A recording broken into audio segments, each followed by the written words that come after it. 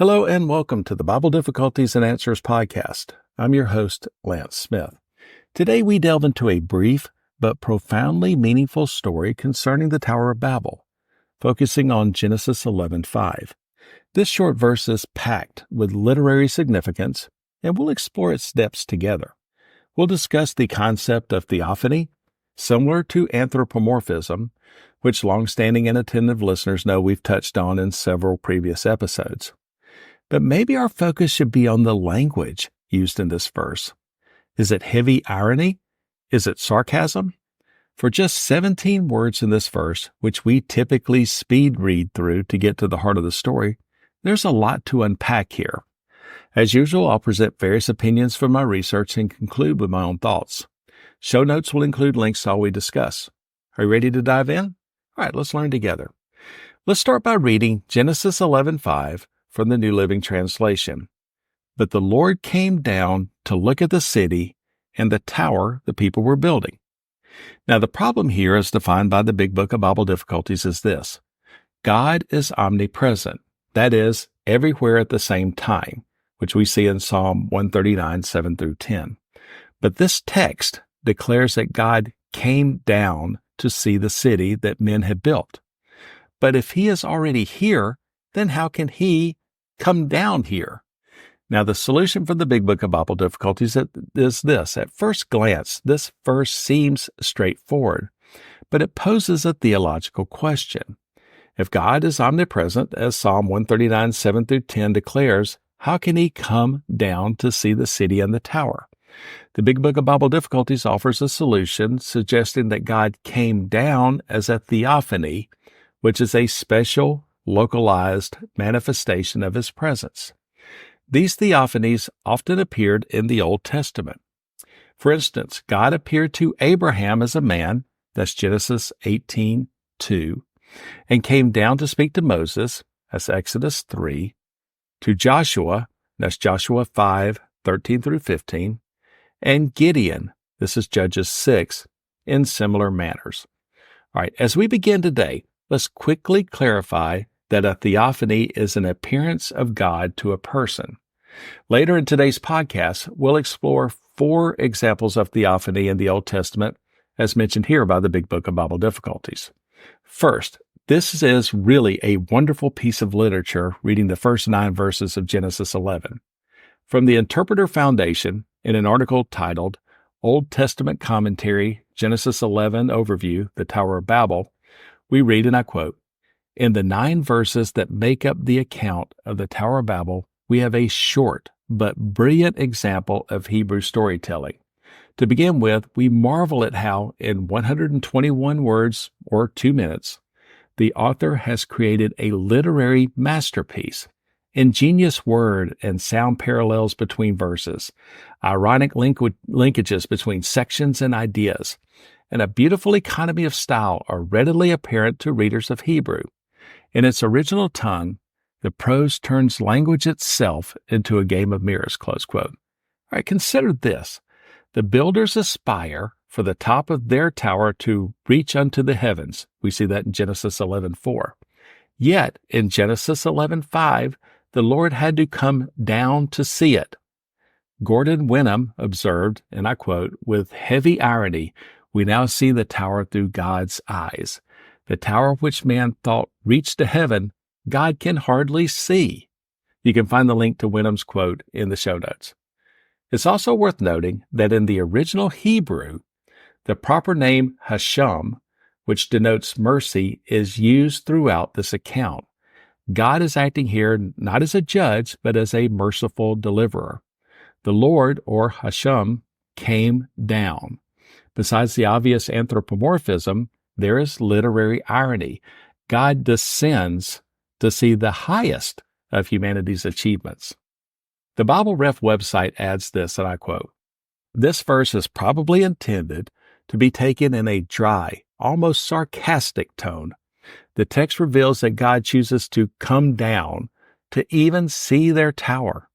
Of course, God did not need to travel any distance in any direction to see or know what was happening on the earth. Instead, the language is meant to emphasize what a silly idea it was that people could build a tower that would reach to the heavens or prevent God from enacting His will.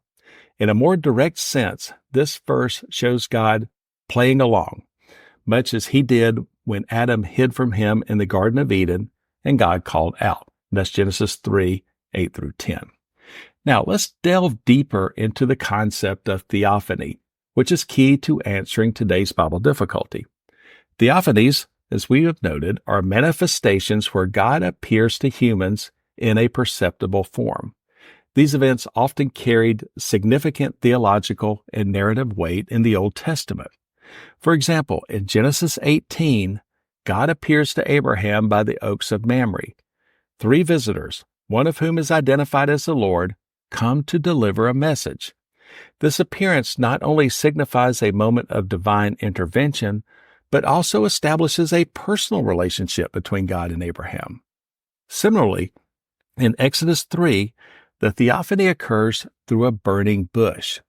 Moses encounters God in a miraculous, awe-inspiring form that conveys the sacred and commanding presence of God.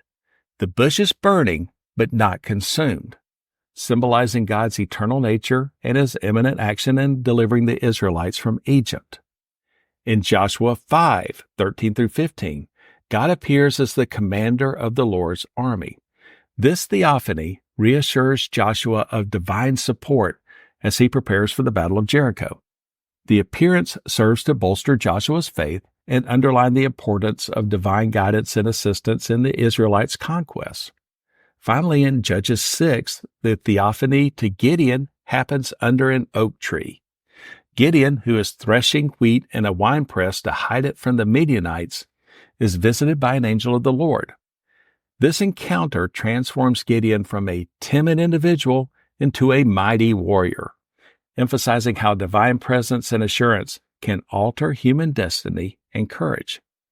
Understanding these instances helps us appreciate the gravity and impact of God coming down in Genesis 11:5. It isn't just a casual visit. It's a significant moment of divine intervention and observation. All right, let's circle back to the irony and possible sarcasm in the verse. The people of Babel intended to make a name for themselves by building a tower that reached the heavens. Their ambition was rooted in pride and self-reliance. However, the narrative undercuts their grandiosity with a simple but profound observation. God had to come down to see their tower.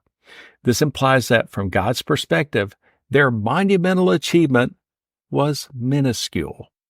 The very act of God descending to view the tower is a divine critique of human pride and self-sufficiency.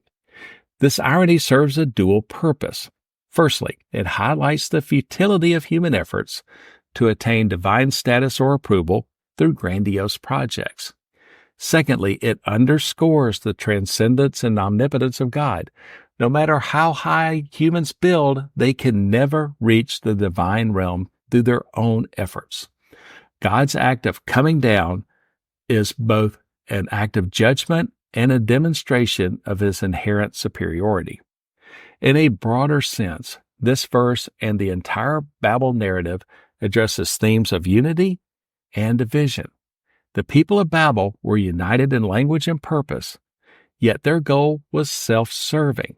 God's intervention scatters them, confuses their language, not as a mere punishment, but as a means to curb their pride and redirect their unity towards more meaningful purposes. This scattering is both a consequence of their hubris and a step towards the diversity that defines human existence. All right, that was fun.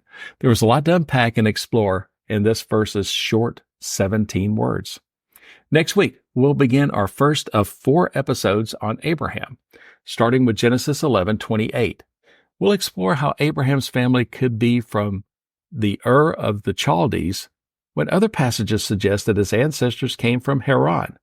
Join us as we dive deep into this fascinating mystery. You may reach us at our website, BibleDifficultiesAndAnswers.podbean.com, or you may reach out to me directly at our email address, BibleDifficultiesAndAnswers@gmail.com, with any questions, comments, concerns, fits of righteous indignation, or just to say hi. Also, please like and subscribe to this podcast. Tell a friend or two as well. And also write a review and give it a 5-star rating on Apple Podcast, Podbean, Spotify, YouTube, or any of your venues of choice. It really does help get the word out about the most amazing book ever written. Again, I'm Lance Smith. Until next time, I wish you good luck, good health, and God bless. So long, everybody.